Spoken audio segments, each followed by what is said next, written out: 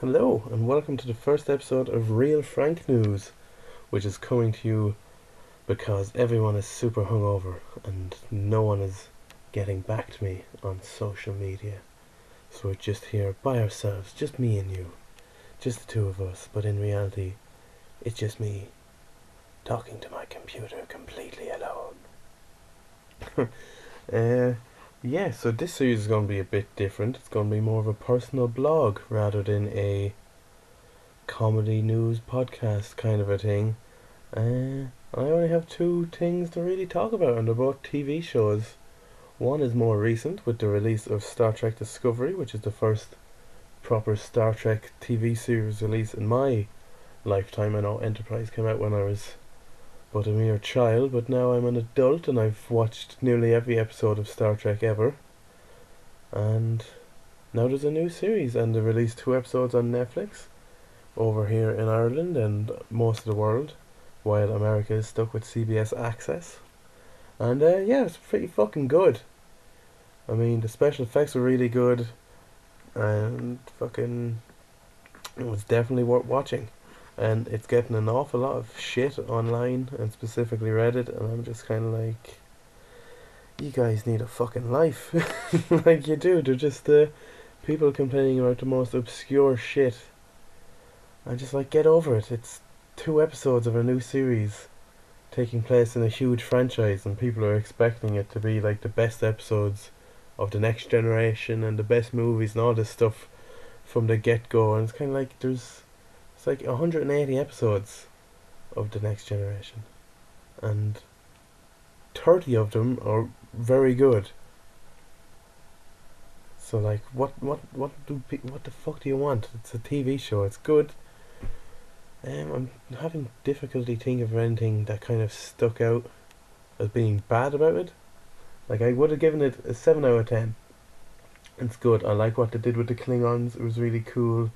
And that's what the story's going to be about. They're going to be following how the Federation and Klingon conflict kind of started off before the Captain James T. Kirk era of the original series. And the Klingons look weird, and they're all joining forces and stuff. And it's only been two episodes, and there's not a lot to talk about with it.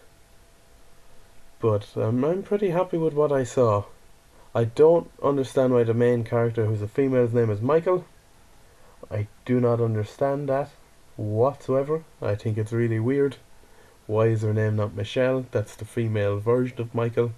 I don't think that's a social thing that's going to change in the next 200 years. But yeah, that's weird. There's some interesting new alien species. There's that like weird pink alien long guy. Kind of reminds me of something you'd see in Mass Effect or something like that. So that was cool. There's like a weird robot species, or could have just been a robot, which I feel that shouldn't kind of be there, considering TNG had Lieutenant Commander Data. And then the rest of the bridge crew just seemed fairly expendable.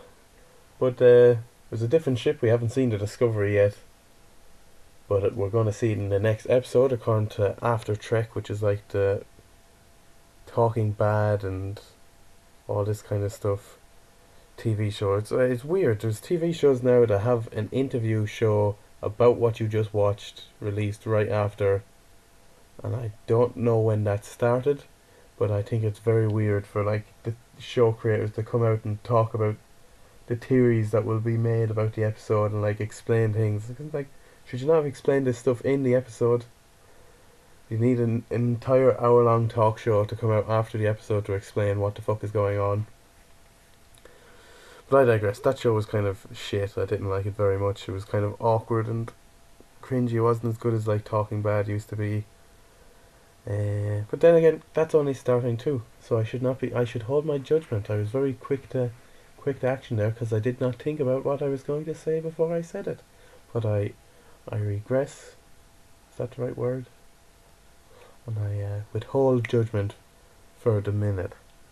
And the second thing I want to talk about is 13 Reasons Why. Because yesterday I woke up after a night of drinking and I got like 6 hours sleep, and I woke up at 9 o'clock. I was super excited to watch Star Trek, and I watched 2 episodes of Star Trek, and I had a great fucking day. I was really excited and really happy.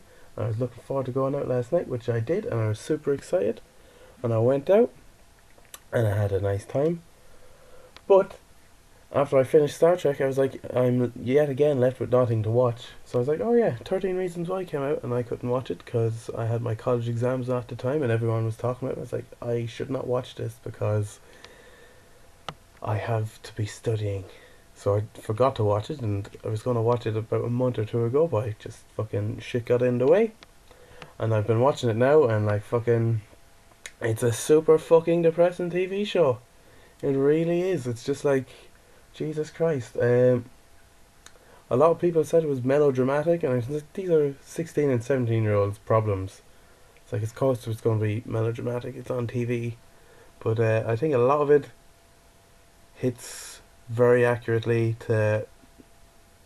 It kind of attacks the stupid opinions people have about suicide. It comes up a few times in the show.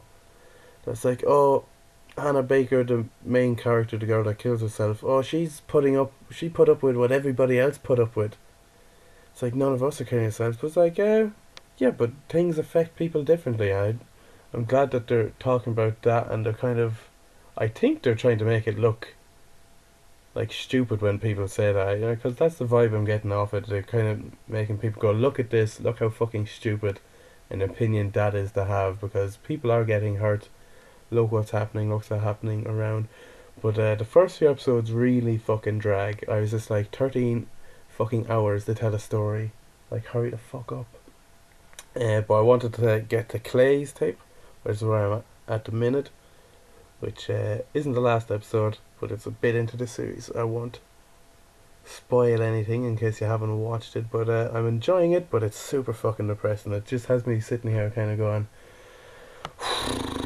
Jesus, because like fucking, you can see why everything affected the main character, and what annoys me is kind of people's resilience to their responsibility that of things they directly I caused, and like stuff like that. There's a lot of that in it. People are defending themselves and trying to push off responsibility for things they did, and it's like, fuck those people. And because I know, like, I think that's very true to life. People absolutely refuse to admit when they're wrong and accept responsibility, and something I don't think, when I do it, I try to own up to it, and I'm not infallible or whatever. So like, I obviously fail at that as well. But I think a lot of people don't even see the problem in their actions when it comes to going, oh, I made a mistake here, but rather than saying, oh, listen, I fucked up here, I did something wrong, what people usually do is just fucking double down and try to defend their position twice as hard as they were and turn it into a big argument, which is what happens a lot in the show. So I think they got that down. I think they have the bad attitude towards bullying and people's mental health that people seem to have. It's like, oh, she didn't have it that bad. It's like, everybody takes everything on in very different ways. So I was happy that got brought into the show. Yeah, melodramatic. It is a bit melodramatic, but it's television, so whatever. Like, what? It's meant to be entertaining. It's meant to be. It's meant to give you something to talk about and complain about. Because not all, the characters are designed to be unlikable, and the best way to do that is to make them little cunts.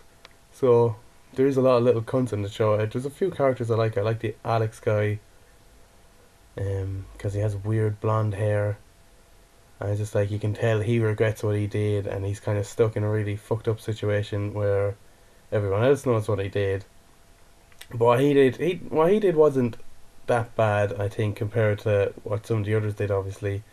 But he's willing to admit that he fucked up and accept responsibility for it, and he does kind of want justice to come out.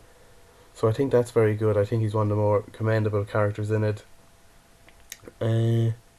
And then some of the characters that have different motivations about things and stuff, and you don't get to know them until until like later on in the series and stuff. But yeah, it's good. I'm glad it wasn't spoiled on me. It's been out like 2 or 3 months, maybe even longer actually, and I heard nothing about it. I just heard everyone was talking about it. I heard people were worried that it would lead to teen suicides, which Lord only knows it probably did, but those people were obviously in pain anyway, so I don't think it'd be fair to assess that the TV show would cause it. Rather, these people were on that track already, and this was kind of yet another fucking rock in the pile. So, like, I don't like when people try to make art and television into a weapon.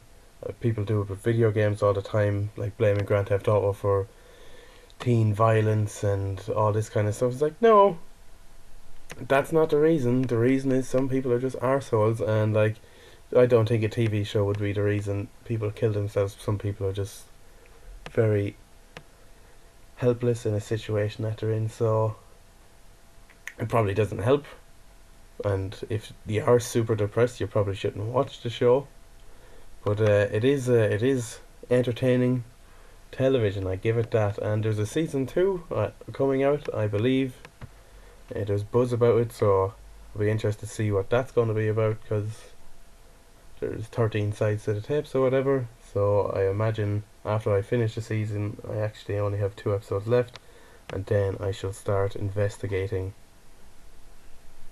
the actual season 2 and topics. I'll go onto Reddit and see what people had to say about the show when it was coming out.